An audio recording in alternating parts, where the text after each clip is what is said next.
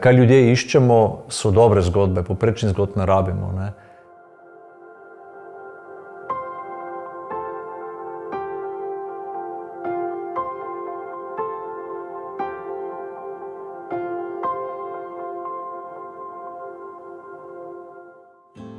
Ko vzamem kozarec vina v roke, pogledam steklenico, se za trenutek spomnim, od kod prihaja, in če sem v tisti regiji že bil, se probam spomniti ljudi, obrazov, pokrajine in tako naprej.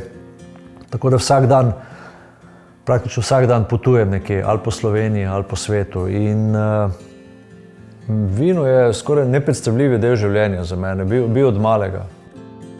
Kaj se mi zdi pri tem konkretnem naboru pomembno in kar drži vodo in funkcionira, je, da pokaže Slovenijo. Dokaj kompletno. Vse zgodbe so dobre, to je ključno.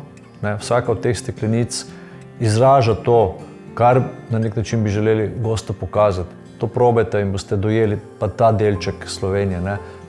Rabimo dobrega vinarja, ki zna razumeti sorto, razumeti poreklo, svoja tla, svoj vinograd in potem to oboje sestaviti, skombinirati v zgodbo, ki je res dobra.